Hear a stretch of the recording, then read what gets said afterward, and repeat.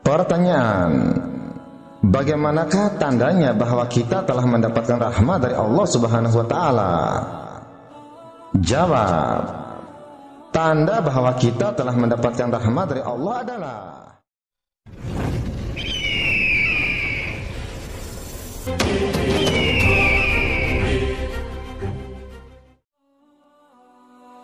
Bismillahirrahmanirrahim. Assalamualaikum warahmatullahi wabarakatuh.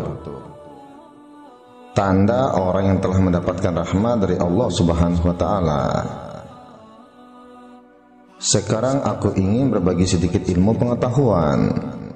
Bagaimanakah caranya kita mengetahui apakah kita adalah termasuk golongan orang-orang yang telah mendapatkan rahmat dari Allah atau tidak? Namun sebelumnya aku ingin menjelaskan bahwa zikir itu adalah amal yang sangat istimewa. Soal: siapakah yang dikatakan orang yang bangkrut? Jawab: orang yang rela kepada selain Allah. Soal: apakah kehilangan harga diri itu? Jawab: bila menanjak jiwanya tanpa bersama Allah. Soal: kapan seorang hamba terjauhkan dari Allah Subhanahu wa taala? Jawab: bila dia tertutup dari Allah. Soal: kapan seorang itu tertutup dari Allah Subhanahu wa taala? Jawab: bila di hatinya masih ada hasrat selain Allah. Soal: apakah zuhud di dunia itu? Jawab: meninggalkan segala hal yang menyibukkan hatinya dari Allah. Soal: apakah qalbu salim itu? Jawab: qalbu yang di dalamnya tidak ada lagi selain Allah. Soal: manakah jalan menuju Allah? Jawab: kalau kamu mengenalnya pasti kamu juga akan tahu jalan untuk menuju kepadanya. Soal: apakah sang arif itu juga rindu pada Tuhannya? Jawab: apakah sang arif pernah kehilangan Allah sampai dia harus rindu padanya? Soal: apakah tanda hati yang benar itu? Jawab: hati yang istirahat dari kesusahan dunia. Soal: kalau konsumsi hati. Jawab: zikir yang hidup tidak pernah mati. Soal: kapan seorang hamba sampai pada wilayah Tuhannya? Jawab: bila hatinya lepas dari segala hal selain Allah Ta'ala. Soal: apakah yang disebut dengan kebebasan agung itu? Jawab: penyerahan total kepada Sang Tuhan. Soal: kalau begitu apakah amal yang paling utama? Jawab: zikir kepada Allah kapan dan di mana saja. Soal: kenapa dikatakan zikir itu adalah amalan yang utama? Jawab: karena Allah Subhanahu wa taala berfirman, dan janganlah kamu seperti orang-orang yang lupa kepada Allah, sehingga Allah menjadikan mereka lupa akan diri sendiri. Mereka itulah orang-orang fasik. Al-Quran Surat Al-Hasyr ayat 19. Dan dipertegaskan lagi dengan firman-Nya, maka kecelakaan yang besarlah bagi mereka yang telah membantu hatinya untuk mengingat Allah. Mereka itu dalam kesesatan yang nyata. Al-Quran Surat Al-Jumar ayat 22. Maka dari itu ketahuilah olehmu akan hal ini. Saat jiwa memasuki tubuh, tubuh membuat jiwa kehilangan pengetahuannya. Dalam perjalanan waktu, manusia lupa pada pengetahuan yang mereka punya. Jadi pada hakikatnya, proses belajar sebenarnya adalah proses mengingat kembali. Soal: apakah yang disebut dunia? Jawab: segala hal yang membuat kamu lupa kepada Allah. Soal: lalu apakah pangkal akhir seorang arif itu? Jawab: jika semuanya seperti tiada ketika semuanya ada. Soal: kapan kita bisa sampai pada martabat siddiqin? Jawab: jika sudah mengenal dirinya.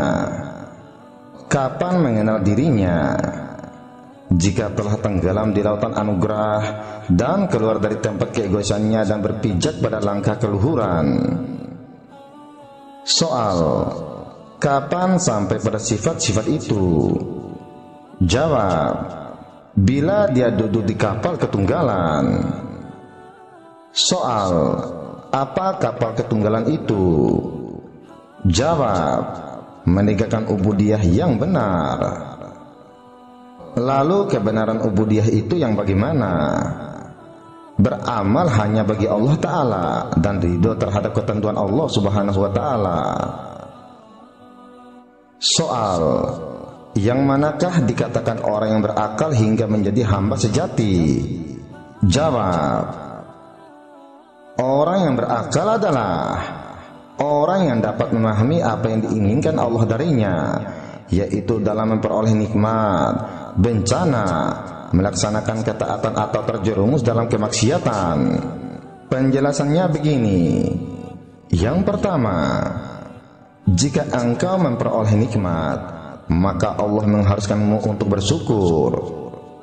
Yang kedua, jika kamu ditimpa bencana, Allah memerintahkanmu untuk bersabar. Yang ketiga, jika Allah memberimu taufik untuk taat, itu artinya Allah memerintahkanmu untuk suhudul minnah dan meyakini bahwa Allah lah yang memberikan taufik. Dan yang keempat, dan jika kamu bermaksiat, maka Allah memerintahkanmu untuk bertaubat dan beribadah kepadanya. Barang siapa memahami tujuan empat hal perlakuan Allah Subhanahu wa Ta'ala ini, maka dia dekat dengan hal-hal yang dicintai Allah, dan itulah yang dikatakan hamba sejati. Pertanyaan: lalu siapakah yang disebut orang yang paling mulia di sisi Allah? Jawab: Allah Subhanahu wa Ta'ala berfirman yang artinya, sesungguhnya orang yang paling mulia di antara kamu di sisi Allah adalah orang yang paling takwa di antara kamu. Quran Surat Al-Hujurat ayat 13. Soal: kapan suatu sifat itu dianggap jelek dan kapan suatu sifat itu akan dianggap baik?